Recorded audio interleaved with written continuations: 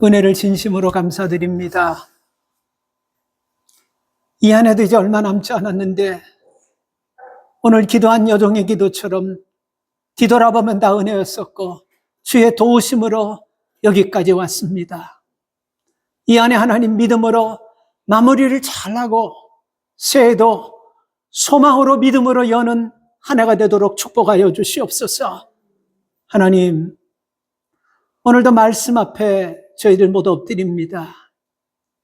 고넬료가 베드로가 전하는 말씀을 하나님이 전하시는 말씀처럼 무릎 꿇고 들었듯이 오늘도 우리에게 그런 심령을 주셔서 이 말씀이 하나님께서 내게 하시는 말씀으로 듣고 이 말씀을 적용하며 살아가는 복된 한 주간 되도록 축복하여 주시옵소서. 예수님의 이름으로 기도 올리옵나이다. 아멘. 누군가 12월은 비움의 달이며 기다림의 달이라고 그렇게 얘기하더라고요. 그래서 그 말의 의미를 가만히 보면 굉장히 의미가 있는 것 같아요. 12월의 자연을 보면요, 이 나무가지들을 보면 다 잎사귀를 다 털어냅니다. 그리고 논밭에 보면 모든 것들을 추수를 다 해가지고 훤하게, 헝하니 다 아무것도 없어요. 그거와 마찬가지로 자연은 여러분 12월이 되면 더 가지려고 하지 않고 딱 겨울을 날 정도의 에너지만을 축적하는 겁니다. 그래서 사람들이 이런 것을 보면서 이 12월에는 무엇을 더 채울까라는 생각보다도 이 12월이 가까워지면 모두가 다 무엇을 좀 내려놓아야 될까 하는 생각을 사람들이 하게 된다고 합니다. 생각해 보세요. 올 한 해 여러분 우리가 얼마나 힘들게 살았습니까? 애쓰고 비교하고 붙잡고 버티면서 여러분 우리가 한 해 동안 살아오지 않았습니까? 그래서 12월 되면 이제는 좀 비워도 좀 내려놓아도 되지 않을까 하는 그런 생각이 그게 여러분 우리 몸에서부터 나오는 거예요. 그래서 사람들이 이제 좀 내려놓고 새해에는 하나님이 주시는 좀 새로운 복을 받을 수 있는 이런 털어내고 내려놓는 좀 비우는 그런 12월이 되기를 주의 이름으로 축복합니다. 동시에 12월은 뭔가를 간절히 기다리는 계절이기도 합니다. 특별히 우리 믿음의 사람들은요, 우리가 여러분 이 땅을 가만히 보세요. 얼마나 전쟁과 재난과 위기와 고난 속에서 억눌리고 슬퍼하고 힘들어하는 사람들이 얼마나 많습니까? 적어도 그들의 입장에서 보면요, 우리 주님께서 속히 재림하셔야 돼서 빨리 오셔야 되는 것입니다. 그래서 오셔서 이사야서 말씀처럼 굽어진 길을 곱게 하시고 억눌린 자를 갖다가 자유함을 주시고 파진 웅덩이를 평평케 하시는 그 위로자가 오심을 우리는 기다리는 기간이 성도들에게 있어서는 12월이라는 것입니다. 그래서 우리는 이 기다리는 계절에서 중요한 시즌 하나가 바로 크리스마스 성탄주일입니다. 우린 다음 주면 여러분 성탄주를 이제 맞이하게 되는데 이 성탄주일 앞에 여러분 우리가 대림절이라는 기간이 있습니다. 이 대림절이라는 것은 한자로 보면요, 기다릴 때 이말임, 다시 말하면 예수님의 재림을 기다린다는 그 의미로 대림절을 우리가 꼭 지내게 되는 거예요. 이 대림절은 성탄절 4주 전부터 시작되는 겁니다. 그러니까 2025년 대림절은 지금 이제 세 번째 대림절인데 첫 번째 대림절은 11월 30일이었어요. 이게 왜 중요하냐면요, 세상적인 달력은 1월 1일부터 시작하지만 이 기독교 달력, 기독교력은요 대림절 첫째 주부터 시작하는 거예요. 그러니까 우리는 벌써 2025년 11월 30일 날 대림절에 시작이 된 거예요. 우리는 새해 첫날을 벌써 맞은 것입니다. 왜 기독교에서는 대림절을 첫날로 잡냐면요, 성도들은 여러분 예수님을 기다리며 살아야 되는 그런 마음을 가지기 위해서 우리가 대림절을 기독교에서는 여러분 새해 첫날 첫 줄을 여러분 잡는 것입니다. 그래서 믿음의 사람들은 세상을 살아가면서 여러분, 우리가 왜 기다려야 되고 무엇을 기다려야 되는지 우리가 이런 간절한 기다림의 이유를 분명히 알아야 된다는 것입니다. 간절하게 기다린 사람이 오시는 그분을 맞아 평화의 나라로 들어가는 것입니다.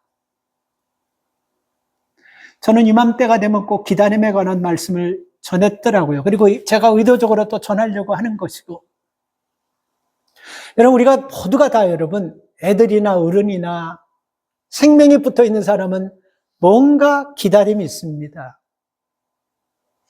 제가 여러분 이 교회 와가지고 양로원과 이 널싱홈을 이렇게 다니면서요, 제가 느끼는 게 뭐냐면,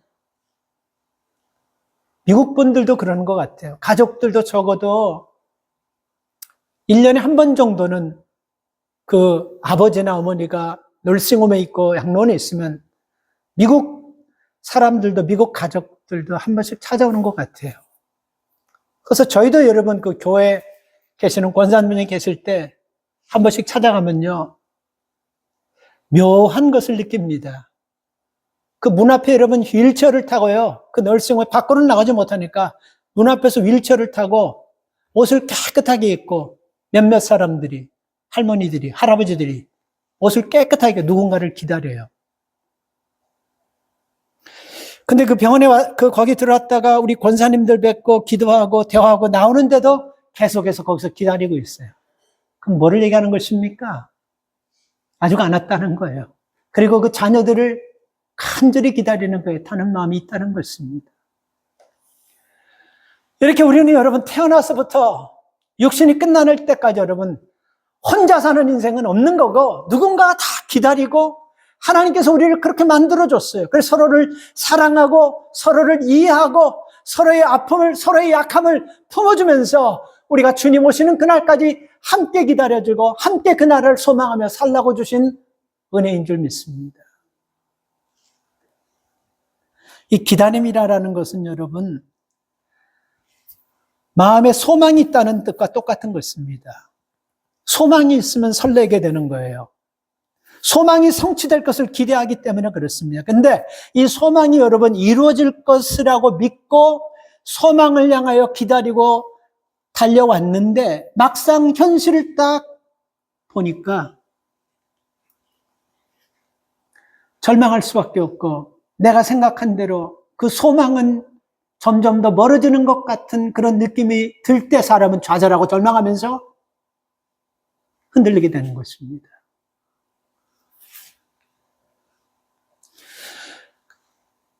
소망을 품기는 품었지만 눈앞의 현실을 보면 모든 사람들이 다 절망하고 상심하게 되는 것들이 오늘 우리 시대에 살아가는 여러 가지 많은 모습 중에 하나라고 생각합니다. 여러분, 올 한 해 참 힘들고 특별히 어려웠죠. 그래도 여러분 우리가 할 수 있는 것은 하나님을 믿는 믿음의 자녀들이기 때문에요, 끝까지 하나님께서 약속하셨기 때문에 기다리고 소망을 가지시기 바랍니다. 가끔 여러분 이 달인이라는 사람, 그 일에 도를 넘은 사람, 그 일의 모든 것들을 다 통과한 아주 달인이라고 그러죠. 그리고 뭔가 큰일 난 대인들, 이런 사람들 보면 공통점이 뭐냐면요, 남들이 볼 때는 하찮은 것이라도 그 사람들 끝까지 기다리면서 인내하면서 인고의 세월을 잘 견딘 사람들이에요. 그리고 시간이 가니까 그 사람들이 아무것도 아닌 것 같지만 그것이 달인이 되고 대가가 되고 도인이 되어버린 사람들이에요. 비즈니스 하는 사람도 그렇지 않습니까? 비즈니스 하다 보면 항상 순풍에 돛단 듯이 순풍 받고 살살 잘 가는 것이 아니고, 어떨 때는 풍랑도 만나고 어떨 때는 좌절도 하고 자빠질 뻔하고 침수될 때도 있고, 이런 과정을 끝까지 참고 잘 기다리는 사람들이 보면 비즈니스에서 결국은 성공하는 것입니다. 그래서 한국 사람들은 여러분 이런 습성이 있는 것 같아요. 뭔가 누가 성공했다고 하고 뭔가 누가 좀 잘 됐다고 한다면 가서 꼭 이런 거예요. 그 비결이 뭡니까? 이렇게 물어보잖아요. 비결이 뭐냐고. 한국 사람들처럼 비결을 좋아하는 사람도 없고, 왜 그렇게 찾냐면요, 그 비결을 배워서 빨리 그 일들을 하려고 하는 그 욕심들이 사람들에게 다 있습니다. 잘 되는 비결은 있는 거예요. 그렇죠? 잘 되는 사람들 보면 그냥 잘 되는 거 아니에요. 그렇죠? 70, 80이 되셔가지고도 건강 유지하는 보는 분들은요, 타고난 체질이 아니에요. 다른 사람들 보면 그거 모르지만 그 사람들 그 몸 유지하고 건강 유지하려고 얼마나 많은 시간과 얼마나 많은 에너지를 투자하는데요. 그거 그냥 되는 거 아닙니다.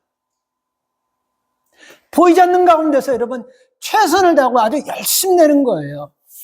오늘 여러분 우리가 살아가면서 우리가 어떤 것을 여러분 이루기 위해서 내가 최선을 다하는 것, 그것은 여러분 당연한 것입니다. 그리고 거기는 반드시 그렇게 열심히 하는 사람들의 방법은 반드시 있는 것입니다. 그러면 여러분 우리가 이렇게 한번 생각해 봐야 돼요. 영적으로 성장하는 방법은 무엇일까? 믿음으로 성장하는 방법은 무엇일까? 우리가 한번 냉정하게 한번 생각해 봐야 됩니다. 돈 버는 방법이 있다면, 건강 유지하는 방법이 있다면 영적 성장과 신앙 성장의 방법도 있는 거예요. 근데 그게 뭘까요, 여러분? 저는 말씀을 준비하면서 영적 성장의 방법이 기다림이라고 생각합니다. 그냥 기다리는 것이 아니고 하나님의 약속의 말씀을 믿고 소망 가운데서 기다리는 것입니다. 그래서 여러분 이 기다림이라는 것은 내가 일하는 것도 내가 노력하는 것도 아닙니다. 하나님께서 일하는 것을 믿는 것, 이게 여러분 기다림이라는 것입니다. 그래서 우리가 살면서 여러분 기다림이 중요하다는 것을 모두가 다 알지만 우리가 중간에 포기하게 되고 중간에 우리가 기다림을 포기하는 경우가 참 많지 않습니까?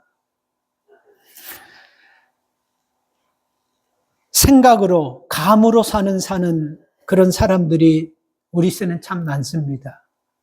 그걸 촉이라고 하죠.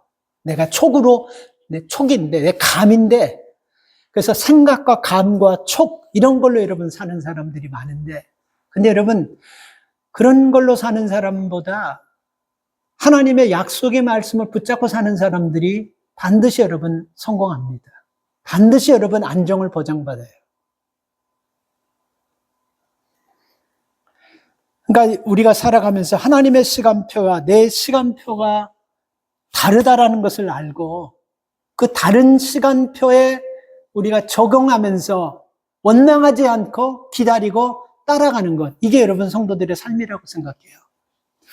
어떤 목사님 이거 참 유익될 거예요 하면서 제게 그 유튜브에서 돌아다니는 걸 하나를 보여줬는데 내가 그거를 보면서 많은 느낌이 들더라고요. 제가 지금 이번 주에 기다림에 대한 설교를 하는데 그게 탁 내 마음에 와닿더라고요. 여러분 우리가 2009년인가? 우리가 911 월드 트레이드 테러, 911 테러 사건이 있었지 않습니까? 그죠? 그 짧은 웹사이트인데, 그 911 그 테러 사건 때 살아남은 사람들의 공통점이 있더라고요. 근데 그 공통점을 가만히 보면요. 약삭 빠른 사람들, 똑똑한 사람들, 건강한 사람들, 아주 지혜로운 사람들, 실력 있는 사람들, 이런 사람들이 아니에요. 하나님의 시간표와 내 시간표를 잘 알고 하나님의 시간표 속에서 맞춰서 그냥 그대로 간 거예요. 그랬더니 여러분 그 사람들이 거기서 살아난 거예요. 이걸 여러분 세상적으로 얘기하면요. 자연스러운 지연 속에서 그 시간을 그냥 따라가는 거예요. 그랬더니 여러분 그 사람들은 살아나. 근데 삶과 죽음의 경계가 굉장히 묘했어요. 그 사람들이 911 사건 터지고 나서 산 사람들의 그 간증을 하는 그 증거를 하는 얘기를 보면 아무것도 아니더라고요. 예를 들면 자기 아들이 처음 유치원을 가는데 첫 유치원 입학식이니까 아이를 유치원에 픽업해주고 나오다가 파킹장에서 차들이 막 그 자기처럼 첫 번째 그 입학식이니까 유치원에 부모들이 생각보다 너무 많아요. 그러니까 차가 막 맥삽이 되니까 파킹장에서 차를 빼야 되는데 이게 잘 빼지지 않다 거기서 시간을 끌었는데 그것 때문에 살은 거예요. 묘하죠. 그냥 평상시처럼 차가 별로 안 왔고 쑥 빠졌다면 그 사람은 그 빌딩에서 있다가 죽었을 거예요. 근데 그 파킹장에서 차들이 빠지지 않고 조금 기다려 거기서 늦었는데 그게 살린 거예요. 묘하죠? 그리고 한 파티에서 순서대로 돌아가면서 도넛을 사가지고 오는 그 규칙이 있어요. 한 사람씩 돌아가면서 그 도넛을 사와요. 근데 이 사람이 오늘 늦어버렸습니다. 그래서 오늘 그냥 가야다가 늦었는데 그냥 가야다고 생각했는데 그래도 내가 내 순서고 사람들이 도넛 기다릴 수 있을 것 같다고 생각하고 에라 모르겠다 늦었지만 도넛 사가지고 가자 해서 도넛 사러 가가지고 더 늦어버렸어요. 근데 살았어요. 그것 때문에. 그것 때문에 살았다니까요.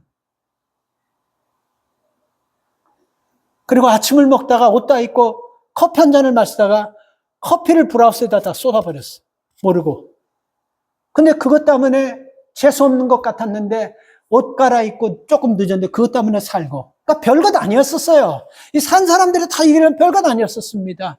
지하철을 자기 눈앞에서 놓쳐버렸어요. 그래서 지하철 한 번 놓치면 6분에서 7분 있다고 하는데 그 6분에서 7분 그걸 타고 오면 다시 거기 월트레이드 센터 지하에서부터 자기 오피스까지 올라가는데 시간 딱 잡으면 15분이 늦는 거예요. 근데 그거를 딱 놓쳤는데 그거 놓친 것 때문에 살았어요. 어떤 사람은 또 새 신발을 사가지고 뒤꿈치가 너무 아프니까 그 약국 가가지고 벨밴드 하나 사가지고 붙이고 가다가 늦었는데 그것 때문에 산 거예요. 그러니까 제가 이 얘기를 하는 이유는 여러분 사소한 잠깐의 멈춤이 생명을 살린다는 것입니다. 우리가 평소라면 그냥 지나쳤을 그 몇 분 그 기다림이 그들을 살게 했다는 거예요. 그래서 살아가다 보면 여러분 길이 막힐 때가 있고 엘리베이터 놓칠 때가 있고 아침에 엉망될 때가 있어도 이렇게 기다리는 시간을 여러분 이건 하나님께서 내게 필요해서 주신 시간이라고 받아들이라는 거예요. 여러분 우리가 살다 보면 다 내 생각대로 내 뜻대로 됩니까? 내 뜻대로 내 생각대로 안 되더라도 갑자기 여러분 지연되고 갑자기 막히고 갑자기 끊어지고 갑자기 중단되고 그럴 수 있어요 여러분. 그때 이게 우연한 기다림도 이게 우연한 시간금도 아니고 하나님의 시간 속에서 뭔가 나를 구원하시고 살리시고 하시는 하나님의 시간표임을 믿고 그 시간을 따르다 보면요 우리가 여러분 하나님께서 나를 인도하시는 것을 경험하고 하나님께서 나와 함께 하시는 것을 경험하게 된다는 것입니다. 성경에 보면 여러분 기다림에 대한 일들이 참 많아요. 근데 그건 하나하나씩 사건을 보면요 참 굉장히 깊은 의미가 있습니다. 노아가 여러분 홍수 사건 속에서 그 방주에서 그 짐승들과 함께 하면서 40일을 기다린다는 것은 아마 한 미치기 직전까지 갔을 거예요. 그래서 얼마나 답답했는지 비가 딱 그치자마자 노아가 뭐를 했습니까? 뚜껑 열고 까마귀를 날려보냈어요. 그리고 나서 여러분 또 나중에 또 한참 있다 비둘기를 날려보내요. 그러면서 빨리 거기를 나가려고 하는 그 기다리는 모습, 물이 빨리 빠지기를 기다리는 모습. 그걸 한번 가만히 한번 생각해 보세요. 아브라함이 하나님 앞에 약속을 받고 내가 너에게 자식을 주겠다는 그 약속의 말씀을 믿고 나이는 점점 먹어가지 자기 아내는 자식이 날 확률은 점점 없지. 그 가운데서 기다리는 아브라함의 모습을 생각해 보세요. 욥이 많은 고난을 받으면서 얼마나 힘들었겠습니까? 알지도 못하는 고난 속에서 모든 것들을 다 잃어버리고 고통 가운데서 하나님이 회복해 주시기를 기다리는 그 기다림의 모습. 다윗이 하나님 앞에 기름을 받고 이스라엘의 왕이 된다는 사무엘 선지자의 기름을 받고도 사울 왕의 추적을 피하면서 도망 다니면서 하나님의 약속이 이루어지기를 기다리는 그 모습. 탕자가 집을 나가가지고 아버지가 자식을 이 모든 기다림의 모습들. 이 모습들에는 다 한 가지 공통점이 있어요. 뭡니까? 소망이 있다는 거예요, 다. 그래서 우리 믿음의 사람들은 그냥 기다리는 것이 아니고 소망을 가지고 기다리는 것입니다. 그래서 오늘 이 5절 말씀을 보면요. 나 곧 내 영혼이 여호와를 기다리며 내가 그 말씀을 바라는도다. 우리 영혼이 하나님을 기다리듯이 우리가 하나님 말씀을 기다리는 삶, 이것이 여러분 우리 성도들의 삶이라는 것입니다. 여러분 뭘 기다리고 있습니까? 기다림은 가지고 있어요? 기다린다는 것은 살아있다라는 거예요. 소망 없는 사람이 기다림이 없는 거예요. 소망을 가지세요. 맨날 살아계신 하나님, 역사하시는 하나님, 능력의 하나님, 나와 함께 하시는, 그냥 이렇게 여러분 우리가 입으로만 고백하는 것이 아니고 그분이 우리의 삶을 아시고 그분이 우리의 탄식을 아시고 그분이 우리의 신음에 기도응답하시는 하나님을 믿고 여러분 기다리세요. 소망을 가지고 기다리시기를 바랍니다. 우리 교회는 우리 한국을 놓고 안타까운 마음으로 안쓰러운 마음으로 기다리면서 기도하는 분들이 참 많아요. 우리는 원래 여러분 참나라를 놓고 기도하는 분들이 많은데 근데 그분들의 마음을 가만히 한번 이런 생각이 들더라고요. 아니 이렇게 새벽마다 깨어서 기도하고 그러는데 뭔가 좀 진전되고 뭔가 좀 좋아져야 되는데 점점점 한국 사정을 보면 경제적으로 정치적으로 외교적으로 점점점 고립되는 것 같고 어려운 것 같죠. 그래도 여러분 우리가 소망을 가지고 기다려야 돼요. 저는 여러분 우리 한국을 가만히 보면서 뭔가 보이지 않는 손이 한국을 여러분 이끌어가고 있다라는 저는 확신이 있어요. 아주 절묘하게 한국은요, 위기 때마다 하나님이 꼭 개입하셔가지고 한국이 여러분 살아나는 그런 여러 번의 여러분 분명한 사인들이 많았었습니다. 1950년 6월 25일 날 북한이 러시아 스탈린의 허락을 받고 무기를 가지고 한국을 침범해 와버렸지 않습니까? 그렇죠? 6.25가 터졌어요. 그래서 맨하탄 세컨앱에 있는 유엔에서 갑자기 안전보장이사회 회의가 생겼어요. 근데 그 안전보장이사회가 5나라가 있습니다. 미국, 영국, 프랑스, 중국. 그 당시 중국은 지금 여러분 그 중국이 아니고 대만을 얘기하는 거예요. 중화민국. 그 다음에 러시아, 소련. 이 5나라가 안전보장이사회인데 한국 전쟁을 놓고 북한이 침략했다는 것을 결의해서 빨리 유엔에서 군인을 보내줘야지 저 대한민국을 구원할 수 있는데 한국은 그냥 놔두면 그냥 여러분 북한에게 넘어가 버리고 소련 여러분에게 넘어가 버릴 그런 위기가 상황이 됐어요. 그래서 근데 안전보장이사회 빨리 이걸 통과시켜서 도와야 되는데 5나라 안전보장이사회에서 한 나라도 반대하면 거부가 되는 거예요. 그게 여러분 그 안건이 부결돼 버리는 거예요. 근데 이 1960년 5월 26일 날 첫 번째 회의가 있었는데 러시아가 결국은 반대. 왜냐하면 스탈린의 허락을 받고 침공했기 때문에 러시아는 다 하니까 반대해버렸어요. 우리는 유엔군을 보낼 수 없다고 반대해버렸어요. 그래서 부결돼버렸어요. 그리고 한 번도 그러면 우리가 군인을 투입하지 못하면 뭔가 이 나라에 뭔가 우리가 좀 해야 된다 해서 이 1960년 5월 26일 날, 5월 27일 날 한 번 더 회의를 했어요. 그런데 이게 하나님 도우신 거예요. 러시아가 불참해버렸어요. 러시아는 왜 불참했냐면요. 중국, 그 당시 대만, 중국이 반대할 줄 알았어요. 그리고 여러분, 중국을 믿고 불참해버렸는데, 중국이 거기서 찬성해버리네. 하여튼 중국은요, 우리에게 어떻게 보면 꼭 중국은 이런 거 같아요. 어떻게 보면 도움이 되는 나라 같고, 어떻게 보면 가까이 여기는 너무 먼 나라 같아요, 중국은. 근데 그 중국이 여러분 거기서 찬성을 해버리는 거예요. 희한하죠. 근데 그 사람이, 그 대사가 뭔가를 착각했던 것 같아요. 찬성표를 던지고 나중에 여러분 우리가 유엔군이 와서 수복하면서 우리가 치고 올라갈 때 그때 우리가 또 제일 힘들게 했던 사람이 중국이에요. 그땐 그 중국 양반들이 수많은 사람들이 인해 전술을 하면서 몰려가지고 우리가 다시 또 밀리면서 하여튼 중국 사람들이 하나님께서 그렇게 여러분 쓴 것 같아요. 그 찬스에 러시아가 나가지고 우리가 한국이 살아났던 거예요. 그것뿐만 아니고 이렇게 몇 가지 보면요. 진짜 하나님이 손을 대시는 것 같은 그런 많이. 1919년인가요? 사드 때문에 중국이 한한령을 내렸어요. 그래서 한국을 경제적으로 압박했습니다.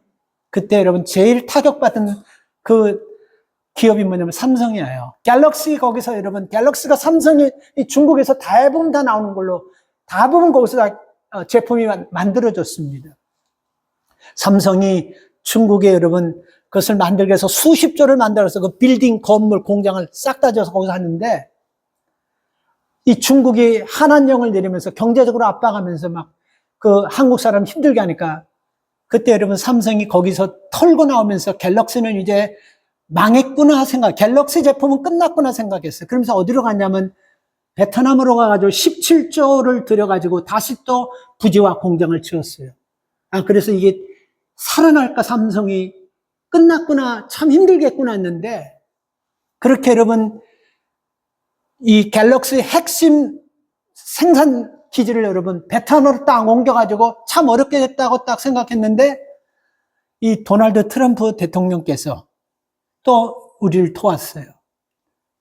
이 중국에서 들어오는 모든 이 수입품을 갖다가 관세를 100% 딱 때려버리니까 이거는 그냥 거기서도 다 망해버리는 건데, 그 전에 절묘하게 베트남으로 이전해가지고 삼성이 여러분, 갤럭시가 또 거기서 크게 여러분 돈을 많이 벌었어요. 현대 자동차도 그래요.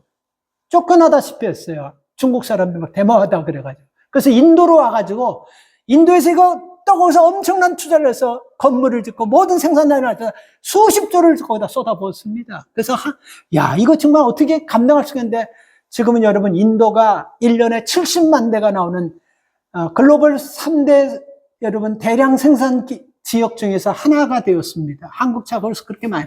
이런 걸 가만히 보면 제가 왜 이런 얘기를 하냐면요. 정말 한국이 어려울 때마다, IMF 때도 그렇고, 어려울 때마다 보이지 않는 하나님의 손이 여러분, 한국을 지키고 이끌었다라는 것입니다.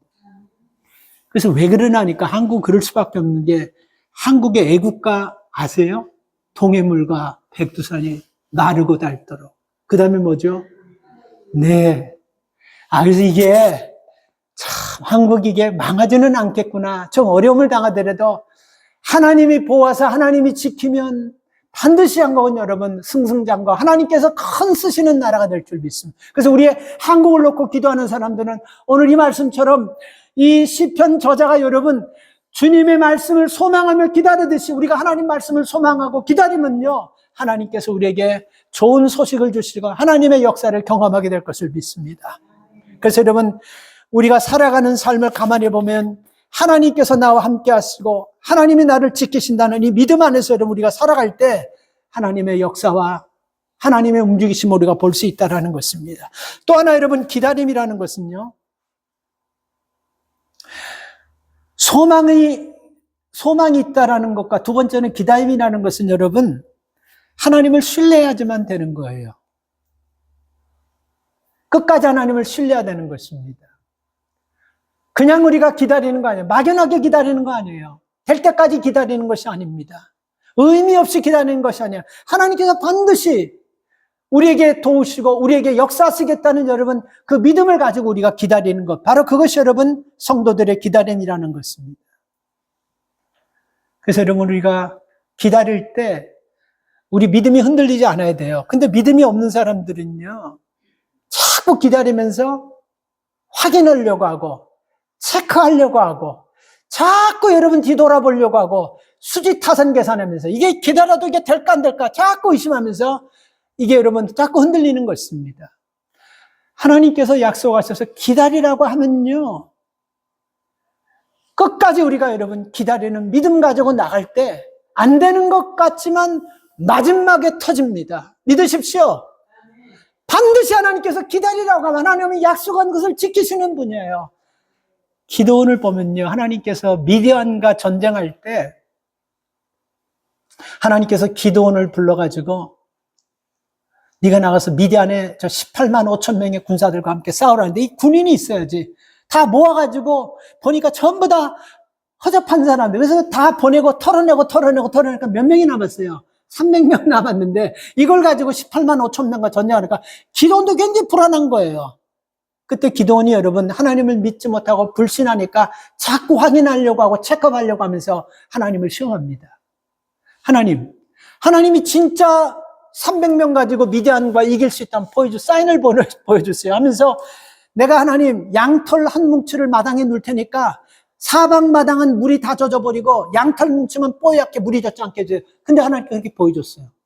근데 그것도 또 의심되니까 이번에는 반대로 양털 뭉치만 물이 콱 젖고 사방 천지가 메마른 땅처럼 하나님 그것도 보여줬어요. 그럼에도 불구하고 자꾸 확인하고 체크하려고 이런 것이 여러분 우리가 믿음이 없기 때문에 기다리지 못하고 불신한 사람의 모습인 것입니다. 하나님을 신뢰해야 됩니다. 우리가 여러분 처음에는 안 되는 것 같지만요, 하나님을 신뢰하고 기다리면 하나님의 뜻과 하나님의 계획 가운데서 안 되는 것 같지만 그 안 되는 의미도 반드시 여러분 합력하여 선을 이루시는 하나님의 역사를 우리가 보게 될 거예요. 세계적인 지휘자 토스카닌이라는 사람이 있어요. 토스카닌이. 이 사람이 세계적인 지휘자예요. 들어보셨어요? 네. 못 들어보시면 잘 들어보세요. 이건 알고요. 세계적인 지휘자 하면 토스카니니. 근데 여러분 그 토스카니니가 참 음악적인 재질이 어렸을 때부터 타고났어요. 근데 여러분 이 사람의 문제가 뭐냐면 너무 근시야. 눈이 너무 안 좋아가지고 콩나물을 잘 못 보는 거야. 악보를 이걸 잘 여러분 못 읽는 게 아니고 시력이 너무 안 좋으니까 악보를 볼 때마다 늘 이렇게 하면서 이렇게 봐야 되고, 그러다 보니까 오케스트라에서 여러분 악보를 못 볼 정도로 근시가 되면 자기 악기 놓아야지 그거 할 수가 없걸랑요. 그래서 거기서 그는 첼로에 참 타고난 기술을 가지고 참 훌륭했는데 신앙도 또 좋았어요. 그래서 늘 하나님께 기도했습니다. 하나님, 내가 이 첼로 가지고 하나님께 좀 영광 돌리고 싶은데 내 눈을 난 적어도 저 멀리 100m, 200m 안 보여도 되니까 적어도 하나님 30cm, 40cm 뒤에는 악보만 좀 볼 수 있는 눈을 주셔야, 기도하면서 항상 그게 1순위 기도 제목이었습니다. 그런데 기도하면 기도할수록 좋아져야 되는데 점점 안 보이네. 그러니까 원망이 생겨요. 하나님께서 진짜 살아계시나? 이거 내가 지금 첼로를 계속 해야 되나? 이런 원망이 다 생깁니다. 그래도 여러분 첼로를 해야지만 봉급을 받아서 가족이 먹고 사니까, 그래도 하여튼 먹고 살아야 되기 때문에 그걸 놓을 수가 없어서 계속 그 첼로를 하면서 너무너무 힘든 거예요. 이러면서 막 보니까 사람들이 볼 때 한참 불안하게 보는 거예요. 지휘자도 볼 때 항상 토스카니를 보면서 첼로 차 기회가 되면 저거 놓치진 않을까 불안한데, 이렇게 하자가 많고 눈이 안 좋지만 하나님께서 그에게 주신 은혜가 뭐냐면 희한해요. 악보를 싹 다 외우는 지혜를 줘버렸어요. 그 딱 보면 소리를 딱 들으면 다음에는 제일 바이올린 나올 소리구나 하고 벌써 그 감을 누구보다도 빨리 주는 거예요. 이번엔 큰 드럼이 나올 소리구나 하고 탁 줘요. 그리고 이번에는 내 타임이구나 하면서 아주 그 악보를 다 해버리는 지혜를 줘버렸네. 그래서 악보를 다 외워버리는 거예요. 그냥 남의 파트까지 그냥 그 복잡한 콩나물을 다 외워버린 거예요. 다른 사람의 파트까지. 그러니까 안 보여드려도 눈이 좀 안 좋더라도 자기 순서가 되면 여기 잡고 열심히 잘했어요. 그런데 어느 날 그 지휘자가, 원래 그 상임 지휘자가 무슨 일 때문에 이제 굉장히 중요한 콘서트에 참석을 못했는데, 지금 이 상황에서 이 지휘할 수 있는 사람은 아무도 없는 건데 딱 한 사람이 있어요. 토스카니니가 악보를 전부 다 외워버리니까 토스카니니라는 사람이 한번 해봐라. 그래서 했는데 토스카니니가 모든 악보를 다 외우니까 쭈삣쭈삣 할 것도 없고 주저할 것도 없이 그냥 아주 그냥 날라다니시 막 그냥 지휘를 막 하는 거예요. 그 전에 지휘자보다 더 잘해버리는 거예요. 전부 다 악보를 다 외워서 하니까 그냥 다음 파트가 되면 막 이렇게 손짓하면서 막 하는데 너무너무 잘하는 거야. 바로 여러분 그 사건을 통해서 첼로리스트에서 그는요 세계적인 지휘자로 바뀌어지는 날입니다.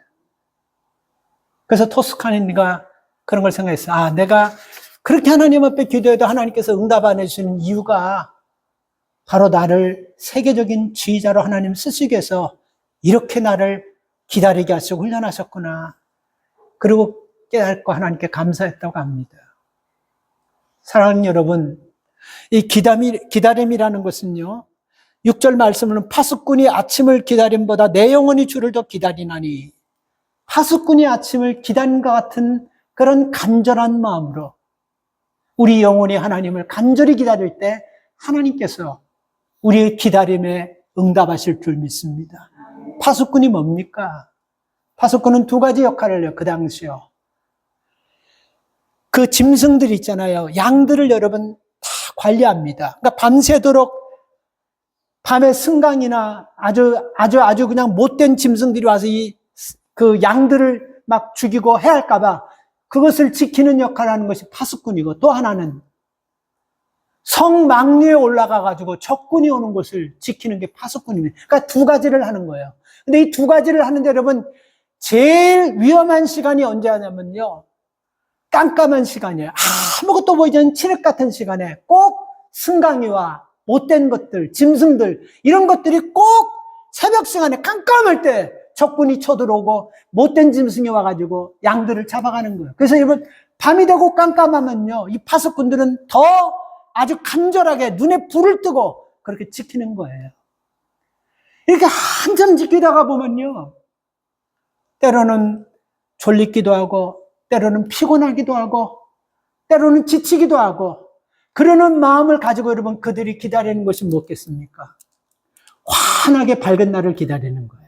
오늘 우리가 여러분, 이 어두운 세상 속에서 파수꾼의 역할을 감당하면서 말이에요, 세상의 망류에 서가지고 우리가 기도하면서, 가정의 망류에 쓰고, 교회 망류에 쓰고, 우리 삶의 망류에 서서 우리가 기도하는 마음으로 간절히 기다리는 사람은요, 오늘 이 말씀처럼 파수꾼이 새벽을 기다린 것 같은 그런 간절한 마음으로 하나님 앞에 하나님을 기다리는 그 중심을 아시고 우리 하나님께서 역사하신다는 것입니다. 오늘 우리는 가정의 파수꾼으로, 우리 삶의 현장의 파수꾼으로 세우셨습니다. 그래서 우리는 그 사명을 잘 감당하셔서 하나님을 기쁘시게 하는 그런 성도들로 살 수 있기를 바랍니다. 그리고 기다림이 여러분 주는 것은요, 우리에게 인내하라고, 기다림은 인내를 통해서 여러분 우리에게 주시는 은혜가 참 많다는 것입니다. 기다림은 인내하는 거예요. 인내가 없으면 기다리지 못하는 거예요. 물론 여러분, 우리가 처음에는 소망이 있어야 되고, 그리고 여러분, 하나님께서 여러분 이 기다림 속에서 반드시 하나님께서 역사하신다는 믿음이 있어야 되고, 그 다음에는 여러분 인내가 있어야 돼요. 인내가 있어야 됩니다. 우리가 기다리다가 이거 아무리 기다려도 소식도 없고 아무리 기다려도 될 것 같지 않을 때 여러분, 우리는 흔들리고 우리는 기다림을 포기해버릴 때가 참 많지 않습니까? 인내해야 돼요.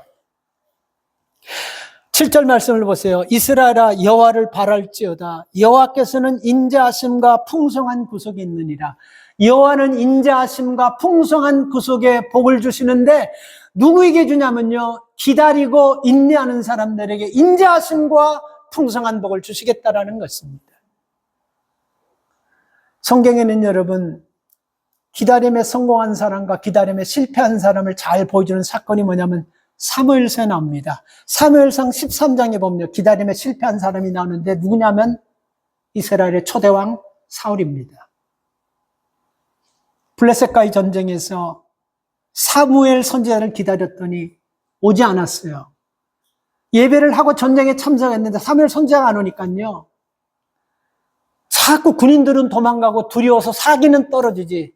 이거 큰일 났어요. 그래서 사울 왕이 이거 안 되겠다고 자기가 제사를 드려버립니다. 여기서 중요한 사건이 이거예요. 아니, 제사는 꼭 제사장이 주도해야 됩니까? 아니에요. 그렇지 않아요. 왕들이 해도 돼요.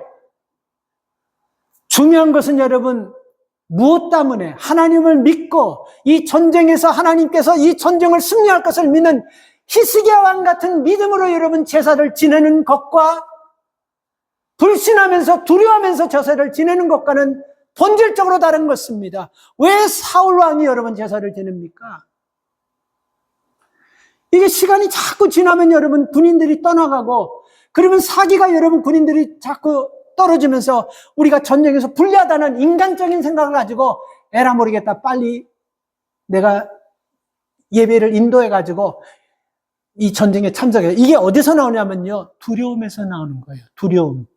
그러니까 두려움을 극복하지 못하고 제사를 드렸기 때문에 하나님의 임재가 없는 제사, 하나님이 기뻐받지 않는 제사입니다. 그러나 여러분, 히스기야는요, 그 이방 민족이 쳐들어왔을 때 여러분, 그 전쟁 앞에서 아수르과 아말렉이 쳐들어왔을 때 전쟁 앞에서 여러분, 그는 먼저 그 악한 장수가 보낸 그 편지를 하나님 앞에 딱 내려놓고, 하나님, 저 할례 받지 않는 이방 민족이 우리 민족을 이렇게 우습게 여깁니다. 이거 어떻게 할까 할 때 하나님 앞에 먼저 기도했습니다. 그래서 하나님께서 그 백성을 내가 네 손에 붙이겠다 했다는 이런 믿음을 가지고 있을 때 여러분, 히스기야를 통해서 전쟁이 승리한 거 아니겠습니까?